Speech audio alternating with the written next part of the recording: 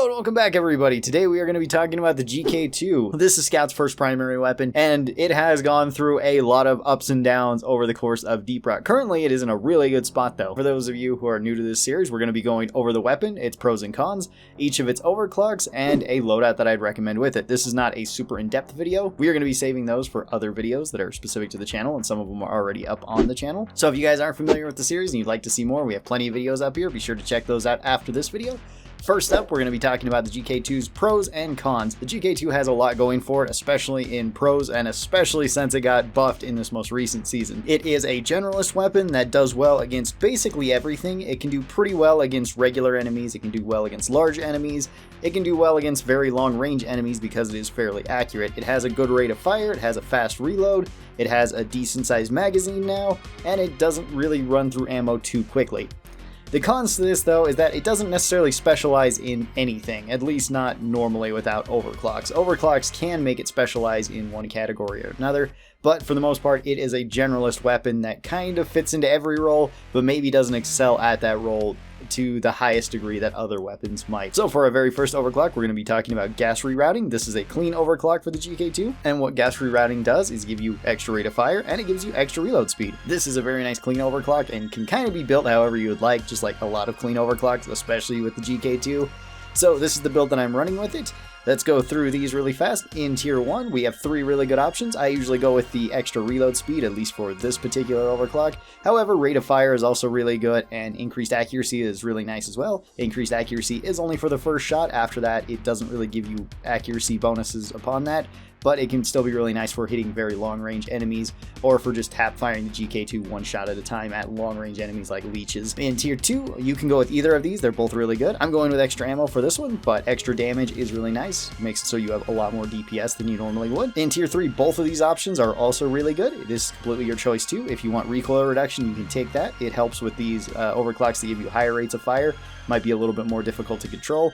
I like going with the extra mag size here though, gives us 10 more ammo. In tier 4, again, 2 really good options. Pick either one of these, they're both really good. I'm going with the hollow point rounds to get us 20% more damage. However, you could go with the armor breaking. That helps against larger enemies and against things like guards, so you can break their armor a little bit quicker. And then in tier 5, another 3 really good options here. I'm going with increased rate of fire. I like this one the most in tier 5, but battle frenzy is also really nice if you like extra movement speed and you want to be extra accurate. Also, stun can be pretty useful because it does give you a high chance of stunning enemies per shot, which is useful just about on any weapon, at least towards most enemies. Some enemies can't be stunned, and some enemies don't get stunned for as long, like Praetorians don't get stunned as long as grunts do. Since this is a clean overclock, it kind of pairs well with anything. I decided to pair it with bodkin points for the crossbow. This will give me more crowd control. Well, I use the GK2 for kind of also crowd control. It works as a general weapon. This doesn't really change it that much from that role. For our second overclock, we are going with Electrifying Reload, and I'm actually going to be running this the exact same way that I did before. This makes it so we can embed electric detonators inside of an enemy after we've shot them, so long as it hits a weak spot.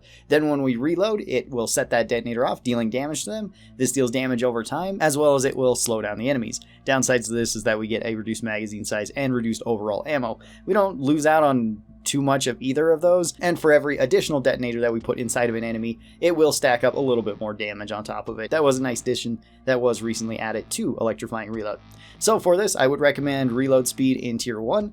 That will just make it so that we can trigger this more often. More ammo, because we're going to be getting a lot of damage from ammo. We don't necessarily need more damage there, so I'd recommend this one too. Tier 3, it's your choice. I'm going with larger magazine size, but the recoil reduction is nice too. Tier 4, you can take either one of these. They're actually really good with both. Usually I take the weak spot damage, but sometimes I'll just take armor breaking for this. And then in tier 5, I would recommend either Battle Frenzy or the increased rate of fire. I'm going with increased rate of fire because I really like it, but Battle Frenzy can work really well with this one too. Makes it so you can keep moving and just outmaneuvering enemies while you slow them down with the electricity. Now, since this one does give us electricity, we can also take a secondary that benefits from that. Both the Zukovs and the crossbow do this. I'm going to be taking the crossbow with Trifork Volley. This lets us have really high single target damage to basically everything just with the crossbow alone, and we're going to have really great crowd control just with GK2.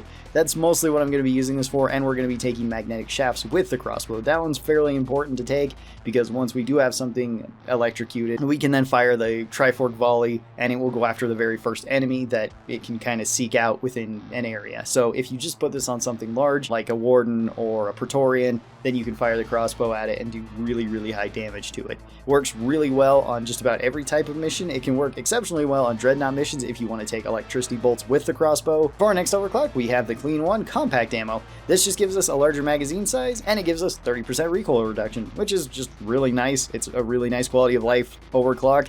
And you can kind of build the GK2 however you'd like. This is the way that I have it set up. So increased recoil reduction, but any of them in tier 1 are good. Increased ammo, again, any of them are good.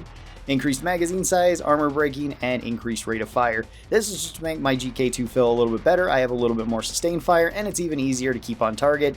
It's really good. If you want a kind of budget or a different option for AI stability engine, you could go with a recoil reduction in tier 3, and then you have a very accurate assault rifle, and it feels very comparable to AI stability engine. AI is still a little bit more accurate than this, but you have higher increased rate of fire overall if you want to run it this way. And this one also pairs really well with any sort of secondary that you like to pair it with. I decided to pair this with shape shells for the boomstick. This way I would be using the boomstick for just large enemies, or I can use the boomstick at longer ranges, but realistically anything would work. If you want more damage, you could also go with something like jumbo shells. That's really good too. Our next overclock is Homebrew Powder. This one is kind of an interesting overclock. This one randomizes your damage between 80% and 140% whenever you fire a bullet. This equates to about an extra 10% more damage on average that you're going to be getting.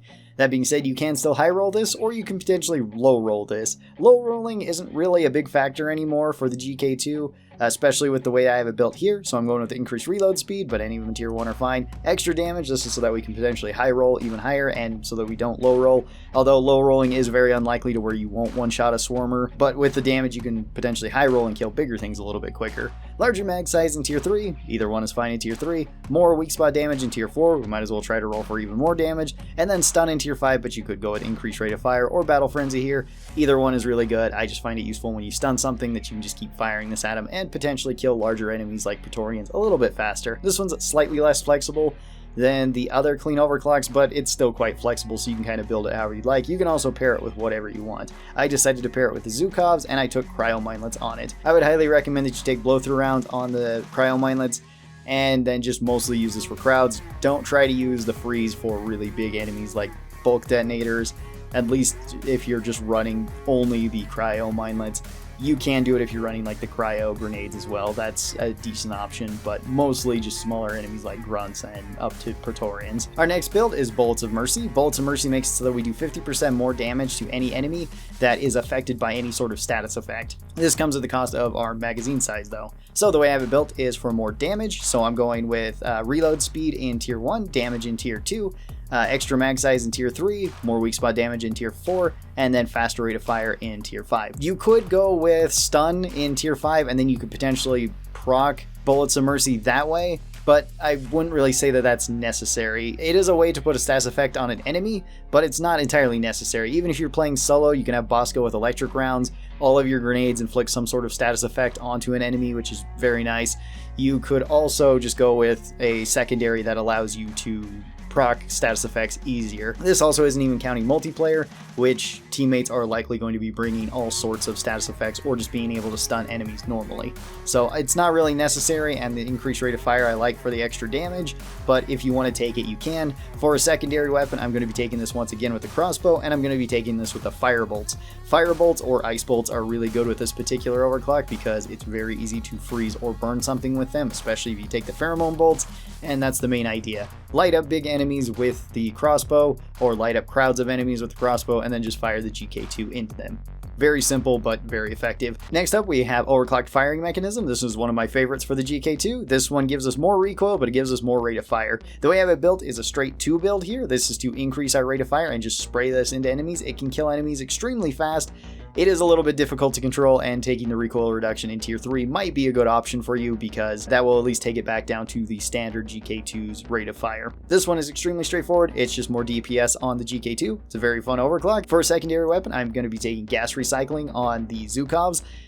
This one works very similar to this overclock, and they both work well against basically everything. They work well against crowds, they work well against big enemies, and they can work decently well at long range. GK2 is better than the Zukovs at longer ranges. You can still tap fire it even with this high rate of fire, it is a little bit less controllable than some of our other overclocks though. And then for our final overclock for the GK2, we have AI Stability Engine. The pluses of AI Stability Engine are that we get 50% bonus weak spot damage. We also have no recoil and no spread basically for the rifle whatsoever, so it is pinpoint accurate. Downsides are that we lose out on a slight amount of damage and we lose out on a little bit of rate of fire. Mostly, we just want to make up that rate of fire, and that's the build that I'm running here. So I'm running extra rate of fire in tier 1 and in tier 5. This is just so that we get even higher rates of fire, extra damage in tier 2 and 4, and then the larger mag size in tier 3. You really don't want to take recoil reduction in tier 3. You also don't really want to take Battle Frenzy as much or the accuracy mod in tier 1. Those are mostly dead skills. Battle Frenzy still has some use with this, but the other options, you just don't take the recoil reduction or the increased accuracy. It won't help you whatsoever and it'll just be a dead skill. Take the other options. This one works really well against big targets and it works fairly well against small targets too. You can kill things very quickly with this. It's also extremely good at long range. It's probably one of Scout's best options outside of something like Super Cooling Chamber for the M1000. However, this is a lot more forgiving than Super Cooling Chamber. For a secondary, I decided to pair this with Special Powder on the boomstick. This just gets me extra mobility. Other than that, the boomstick still functions the same, so I can still use it at close and medium range. So those are the overclocks for the GK2 and some builds that I recommend for them. If you enjoyed this and you're looking for other builds, be sure to check out this playlist right over here. That should take you to a full playlist of the weapons that I have covered. I do plan on covering all of them in the near future, so I hope you guys enjoy, and thank you guys so very much for watching this.